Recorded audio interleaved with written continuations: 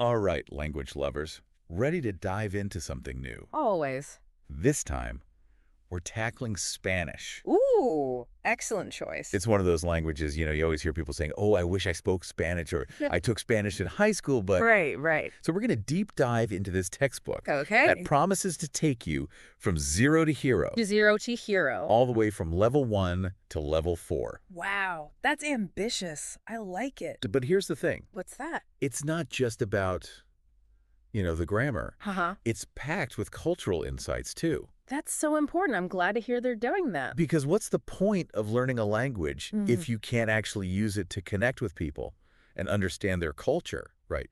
Absolutely. You're not just learning words. You're learning a whole new way of looking at the world. Exactly. You sent over this textbook, and it's a beast. Yeah. It's big. It spans levels 1 through 4, which means we're covering a lot of ground. Hmm. So what really jumped out at you from like those early units, like level 1, level 2? Well, I think one of the first things that struck me was the emphasis on pronunciation. Oh, okay. And especially those kind of tricky sounds that English speakers often, trip over. Yeah. Like the double L sound, Oh, right. which isn't a Y sound, as a lot of beginners might assume. Yeah. It's more like a soft J or even a ZH sound, depending on the region. Right. Yeah, there's subtle differences that can really make or break you when you're trying to, hold a conversation. Yeah. So obviously any language textbook is going to cover greetings. Yeah. But I noticed that this one goes beyond just a simple hola. Oh, absolutely. It stresses right from the start the importance of formality in Spanish culture. Okay. You learn the distinction between the formal and informal you, Mm-hmm. which impacts not just greetings, but also verb conjugations and even possessive adjectives. Possessive adjectives. Refresh my memory. What are those again? Sure, they're words like my, your, his, Mm. her, that indicate who owns something. So, for example, my book in Spanish would be mi libro, whereas your book, informally, would be tu libro. But if you were talking to your boss, it would become su libro, using the formal you. Ah, yeah, it's all coming back to me now. So this textbook is setting us up right from the beginning, not just with vocabulary, but like with actual cultural cues. Right. They could, mean the difference between a smooth interaction Yeah. and a really awkward encounter. It's making you culturally competent, right, along with teaching you the language. Exactly. And I noticed that Unit 2 jumps into family Yes. structures and how Spanish kind of expresses those relationships. Yeah, it's fascinating how those family terms are linked to the possessive adjectives. Right. So it's like a grammar lesson and a cultural lesson all rolled into one. Exactly. Two birds, one stone. Now, does it go beyond like just the nuclear family? Meet my mother, father, brother. Oh, definitely. It dives into the importance of extended family in many Spanish-speaking cultures, and even some kinship terms that might not have a direct equivalent in English. Oh, interesting. I always love that about learning a new language. Like there are words that just don't Right. translate. And it makes you realize that there are concepts Absolutely. that exist in other cultures Mm-hmm. that we don't even have words for in our own language, Yeah. which I think is fascinating. So we've got greetings, we've got family, but, we can't talk about language learning Uh-huh. without talking about verb conjugation. The dreaded verb conjugation. All right, the dreaded verb conjugation. Right. So what does this textbook do to try to make those a little less daunting? Well, it starts with the present tense Okay. and focusing on essential verbs for like daily routines. Mhm. Things like waking up, getting dressed, eating. You'll see those and verb endings. Right. And it breaks them down in a really clear and manageable way. Okay, so we're talking about being able to function like on a basic level in Mhm. Spanish. Exactly. Describing what you do on a typical day. Right. Now, I noticed that pretty early on, the textbook introduces the verb gustar. Ah, gustar. That tricky verb that doesn't translate directly to like in English. Right. Why introduce it so early? Well, it's a brilliant move because it forces you to rethink sentence structure in Spanish. Okay. So instead of saying, I like tacos, you're basically saying, tacos please me. Oh, right. Me gustan los tacos. Yeah. And it really highlights those subtle ways that Spanish differs from English. Yeah, it's like the tacos are the subject of the sentence, Exactly. not the person doing the liking. And that takes some getting used to. It does. I remember when I first started learning Spanish, that was like a real mind bender for me. It's a common hurdle, but once you get it, it really opens up your understanding. Yeah. Okay, so we've got pronunciation, we've got greetings, we're navigating the formal and informal. Mm. We're talking about family, we're describing our days, we're even using Gustar to Yeah. talk about what we like. That's a pretty solid start. It is a pretty solid start, but we've only scratched the surface of all the cultural goodies this textbook has to offer, Right. We haven't even touched on the real cultural insights. which is exactly where we're going next. So stay tuned, folks. We're about to take this deep dive to a whole new level. I can't wait. Okay, so we've built this like solid base, right? Yeah. With those early units. But language, it's about more than just like memorizing verbs Absolutely. and nouns. It is. So I want to explore how this textbook uses cultural elements to like really deepen your Yeah. understanding of the Spanish language. It's about making those connections. You're right. Yeah. Learning a language, it's about connecting with a culture, with its people, its history, its art. Right. And this textbook does a really good job of weaving those things in. Yeah. Unit 4, for example, focuses on travel. Okay. Always a fun topic. Love it. But it uses travel as like this springboard Oh, interesting. to talk about some pretty big cultural concepts. I like that. So it's not just about like booking a hotel room. No, it's not just where's the bathroom. Right. Exactly. They bring in people like Frida Kahlo, Oh, wow. the Mexican painter. Right. And they use her work as a way to talk about like identity Mm-hmm. and national pride. That's a great way to engage people. It is. And what I thought was really cool was Yeah. how they used Kahlo's art, which is, it can be pretty out there. Yeah, it can be pretty surreal. Yeah, to illustrate grammar concepts, Mm. like how to use adjectives Oh, interesting. or prepositions. Okay. Really smart. It is. It's like multi-sensory learning. Yeah, You're seeing it, you're hearing it, and then you're also learning right. You're internalizing the it. mechanics of the language. And it's not just visual art. They also talk about flamenco, Oh, nice. the music and dance from Spain. Yeah. But again, they go beyond just like the steps or Right. the instruments. So they're giving the context. They are. Yeah. They talk about like the history of flamenco, Okay. its connection to Yeah. Romani culture, Mhm. how it's evolved over time, Wow. even like the social and political contexts that have shaped it. I mean, that just brings it to life so much more. It does. It does. And, this textbook, it is massive. It is. It's very thorough. There's just no way we can cover every single detail. Yeah. What else? I know. There's so much in here. What else stood out to you as you were flipping through it? Well, one thing that I thought was really good was that the textbook acknowledges that Spanish isn't one monolithic thing. Right. It highlights regional variations. Well, that's important because, I remember Yeah. traveling through South America Mhm. and being really surprised by how much the Spanish changed Right. from one country to the next. Absolutely. Each country has its own slang, its own expressions, even Yeah. its own accent and pronunciation. And this textbook really embraces that. Yeah, it does. Like, it might introduce a word like bus and say that in Spain it's autobus. But then point out that in many Latin American countries, it's just bus. Oh, okay. Or even in some places, guagua. Guagua. Yeah. I've never even heard that one. See, this is why I love languages. Right. It's like a constant discovery. It is.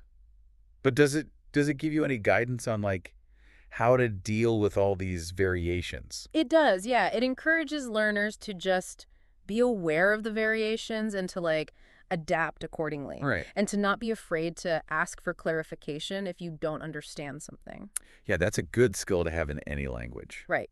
Be flexible. Yeah, be flexible. And not freak out when you make mistakes. Exactly. Making mistakes is part of the process. It is. It is. And it even has a section Okay. on common errors that English speakers make when they're learning Spanish. I mean, that's so helpful. It is. Addressing those like tricky Yeah. grammatical concepts that always seem to trip people up. Right. Like the subjunctive mood. Oh, the subjunctive. I remember struggling with that one. It's a tough one, but it's so important for expressing those nuances. Okay, so is it like essential for everyday conversation? Well, you could technically get by without mastering it, Right. but it adds so much nuance and precision Okay. to your speech. So it's worth putting in the effort. It is. It allows you to express like desires, doubts, hypothetical situations, emotions even, in a way that you can't really do with just the indicative mood. Okay, give me an example. Like how would you use it in real life? Okay, so imagine you're at a restaurant with friends. Okay. And you want to suggest what you should order. Okay. You might say something like, espero que tengamos paella esta noche. Like, I hope we have paella tonight. Okay. And that verb tengamos is in the subjunctive mood Okay. because you're expressing a wish or a hope, not a fact. Right. So it's not just about the grammar rules. It's about like getting your feelings across. Conveying the meaning. Yeah. Okay. I'm feeling inspired. Me too. I need to brush up on my Spanish. Yeah. But we're still in the early units You are. of this textbook. And they go on to cover so much more. Oh, yeah. We haven't even touched on those later units that deal with history Right. and social justice, even the role of technology in the Spanish-speaking world. Wow, this textbook, it's more than just like a language tool. It's like a Yeah. portal to understanding It is. a whole culture. A whole world. Yeah. But before we go too far into those Yeah. later, more intense units, I Yeah. want to circle back to something you mentioned earlier. Okay. The whole idea of regional variations. Mm-hmm. This textbook really seems to embrace the idea that there's no one right way to speak Spanish. And that's so important. It is. You know, because it encourages learners to appreciate all of those variations Right. and to just approach the language with an open mind. Right. So I guess my question for you, And for the listeners out there. what aspect of Hispanic culture are you most curious to explore further? Is it the history?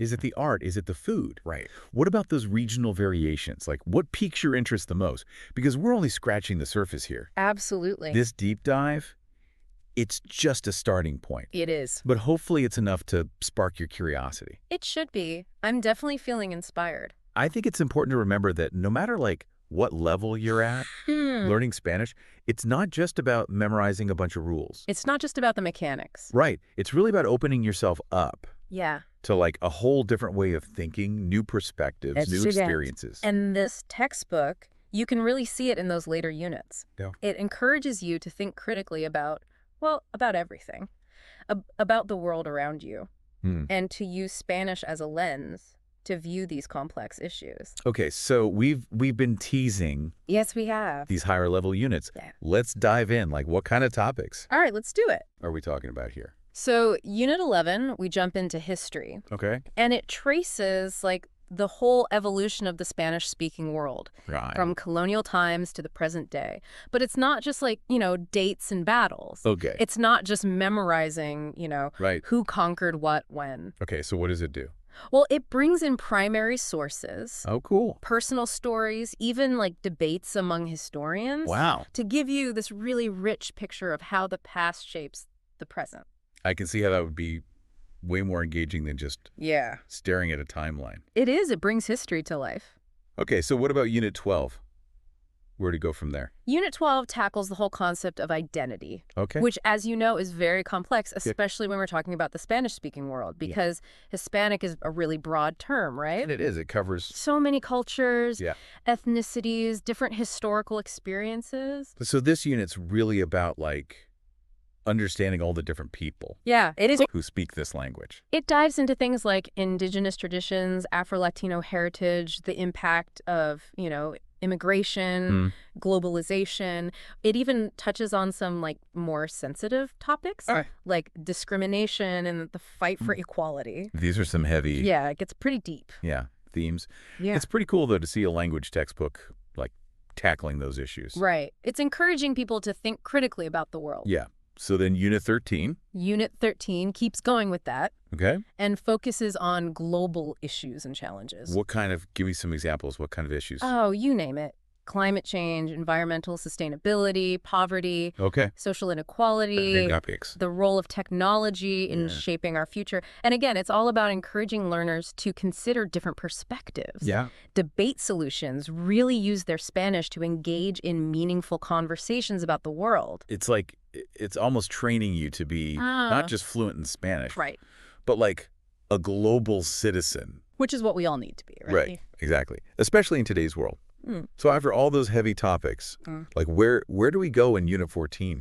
Unit 14, we get to celebrate creativity. It explores the amazing artistic traditions of the Spanish-speaking world. We're talking literature, poetry, film, Oh, nice. music, visual arts. Okay, finally a chance to relax and enjoy. Yeah, a little bit lighter. Yeah, all the amazing things Yeah. that this culture has to offer. Right, and there's just so much to explore there. What was your, favorite part of that unit? I think what really captivated me was the section on magical realism. Oh, yeah. In Latin American literature. You've got authors like Gabriel Garcia Marquez, Yes. Isabel Allende, Mm-hmm. and it analyzes how they blend reality with fantasy Yes. to create these incredible stories. It's like they're taking the subjunctive mood Right. and just applying it to life. Absolutely. Making the impossible seem possible. Okay, so that brings us to the final unit, Unit 15. What's the grand finale? Well, Unit 15, it's kind of like a culmination of everything you've learned throughout the whole textbook. It asks you to reflect on your journey.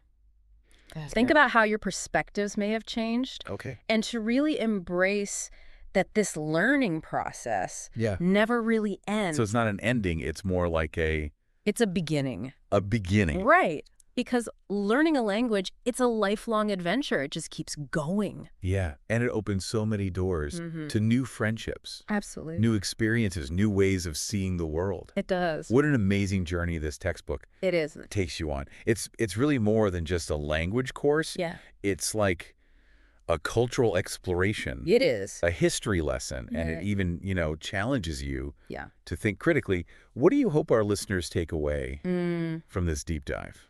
I hope they realize that learning Spanish, it's not just about acquiring a skill. Yeah. It's about expanding your whole world, Yeah. connecting with new cultures, and becoming, I think, a more informed and engaged Yeah. citizen of the world. Beautifully said. So now that you've, gotten a taste Yeah. of what this textbook has to offer, what part of Hispanic culture are you, itching to explore further? Oh, that's a good question. I mean, there's so much. Right. Is it the history, the art? Is it maybe trying out some of those regional pronunciations we talked about? Maybe all of the above? Let this deep dive be just the start Yeah. of your Spanish language adventure. Absolutely. And who knows, maybe someday we'll be chatting over capas I would love that. in Seville, Yeah. putting all that grammar to good use. That would be fantastic. Until then, keep practicing, Keep learning. keep exploring, Hasta luego. and keep that sense of adventure alive.